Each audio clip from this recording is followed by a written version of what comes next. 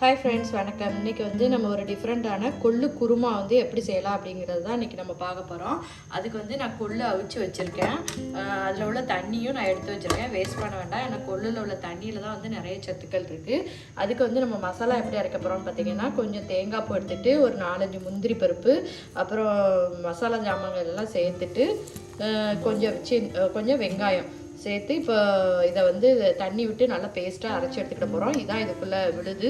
அப்புறம் ஒரு பல்லாரி வெங்காயம் கட் பண்ணி வச்சுருக்கேன், 2 பச்சை மிளகாய் கீரி வச்சுருக்கேன், ஒரு தக்காளி பழம் எடுத்து வச்சுருக்கேன், அப்புறம் இஞ்சி பூண்டு பேஸ்ட்டு, அப்புறம் மசாலா எல்லாம். ஓகேவா? அதை நம்ம இன்னும் கண்டினியூஸாக பார்க்கலாம். வாங்க இப்போ வீடியோக்குள்ளே போகலாம். குக்கரில் தான் அந்த குழம்பு கூட்ட போகிறேன். அதனால் கொஞ்சம் எண்ணெய் விட்டுருக்கேன். எண்ணெயில் கொஞ்சம் பெருஞ்சீரகம் பொரியிறதுக்கு விட்டுருக்கேன். இது பொரியட்டும். இப்போ இது பொரியிறதுக்குள்ளே ஒரு பல்லாரி வெங்காயத்தையும் இதில் ஆட் பண்ணிடலாம். அது கூட 2 பச்சை மிளகாய். இப்போ இது வந்து கொஞ்சம் நல்லா வதங்கட்டும். அதுக்காக நம்ம மசாலா எல்லாம் அரைச்சிட்டு வந்துடலாம். இப்போ வெங்காயம் பார்த்தீங்கன்னா நல்லா வதங்கிடுச்சு. இதில் நம்ம கட் பண்ணி வச்சுட்டு ஒரு தக்காளி பழத்தை ஆட் பண்ணி அதையும் கொஞ்சம் உப்பு சேர்த்து நல்லா வதக்கி விட்டுக்கலாம். கொஞ்சம் தக்காளி கொஞ்சம் மசிய வேகணும். அதுக்கப்புறம் நம்ம மசாலாலாம் ஆட் பண்ணிக்கலாம். இப்போ தக்காளி வதங்கும் போதே வந்து ஒரு 1/2 ஸ்பூன் அளவுக்கு இஞ்சி பூண்டு பேஸ்ட்டையும் ஆட் பண்ணி அதையும் நல்லா கலந்து விட்டுடலாம். இப்போ தக்காளி இதெல்லாம் வேகட்டும் பார்க்கலாம். பார்த்திங்கன்னா தக்காளி வந்து கொஞ்சம் ஓரளவுக்கு வெந்துட்டு இதில் வந்து ஒரு 1.25 ஸ்பூன் அளவுக்கு மல்லித்தூள் சேர்த்துக்கலாம். அதுக்கப்புறம் கொஞ்சம் மஞ்சள் தூள், அப்புறம் உங்கள் காரத்துக்கு ஏற்ற மாதிரி மிளகாய் தூள் ஆட் பண்ணிக்கோங்க. ஏற்கனவே 2 பச்சை மிளகாய் ஆட் பண்ணியிருக்கோம், அதை கணக்கு பண்ணிக்கோங்க.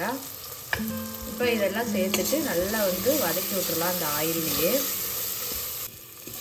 இப்போ வந்து இது கொஞ்சம் நல்லா அந்த மிளகாத்தூள் வாசனை எல்லாம் கொஞ்சம் மாற ஆரம்பிச்சுட்டு இந்த நேரத்தில் நம்ம அவிச்சு வச்சுருக்க கொள்ளை ஆட் பண்ணி அதையும் வந்து நல்லா கலந்து விட்டுருங்க. அப்புறம் நம்ம அந்த கொள்ளு அவிச்ச தண்ணியும் வேஸ்ட் பண்ண வேண்டாம், அதையும் இதில் ஆட் பண்ணிடலாம். இப்போ நம்ம அரைச்சி வச்சுருக்க மசாலா பேஸ்ட்டையும் இந்த குழம்புல ஆட் பண்ணிடலாம். மசாலாலேயே வந்து நம்ம எல்லா கறி மசாலா எல்லாமே ஆட் பண்ணியிருக்கோம். அதனால் வேறு எந்த மசாலாவும் இதில் ஆட் பண்ண தேவையில்லை. மிக்ஸி ஜாரையும் அலசி அந்த தண்ணியும் ஊற்றி இப்போ நல்லா வந்து கலந்து விட்டுக்கோங்க. அப்புறம் இந்த குழம்புக்கு தேவையான அளவு உப்பு பார்த்துக்கோங்க. உப்பு போட்டு குக்கரை மூடி வச்சிட வேண்டியதுதான். அவ்வளோதான். சூப்பராக இருக்கும் இந்த குருமா. கறி குழம்புலாம் சாப்பிட்ற மாதிரி அதே டேஸ்ட்டில் இருக்கும். சப்பாத்தி ரைஸ் எல்லாத்துக்குமே சூப்பராக இருக்கும். இதை நல்லா கலந்துட்டு தண்ணி உங்களுக்கு எவ்வளோ வேணுமோ அதுக்கு ஏற்ற மாதிரி அட்ஜஸ்ட் பண்ணி ஊற்றிட்டு குக்கரை மூடி வச்சிடலாம். இப்போ ஒரு 4-5 விசில் வரட்டும். நல்லா மசிய அந்த இதோட கொள்ளு எல்லாம் வெந்துடணும். அப்போ தான் வந்து டேஸ்ட்டாக இருக்கும் நம்மளுக்கு சப்பாத்தியோட சேர்த்து சாப்பிடும்போது. இப்போ இது விசில் வரட்டும், நம்ம பார்க்கலாம். இப்போ குக்கர் இதெல்லாம் போயிடுச்சு. அதை ஓப்பன் பண்ணி பார்த்துக்கலாம். இப்போ நல்லா கலக்கி விட்ருங்க. சூப்பராக நம்மளுக்கு கறி குழம்பு மாதிரியே வந்து செம்ம டேஸ்டியாக வந்து நம்மளுக்கு கொள்ளு குழம்பு வந்து ரெடி ஆயிடுச்சு. லாஸ்ட்டு வந்து மேலே கொஞ்சம் கொத்தமல்லி எல்லாம் தூவிடலாம். இது நல்லா கலந்து விட்டுட்டு நல்லா சூடாக சப்பாத்தியில் போட்டு சாப்பிட்டோன்னா அவ்வளோ டேஸ்ட்டாக இருக்கும். நீங்களும் வந்து கண்டிப்பாக ட்ரை பண்ணி பாருங்கள். நல்லா டேஸ்டியான, ரொம்ப சிம்பிளான, ஹெல்த்தியான ஒரு ரெசிபி.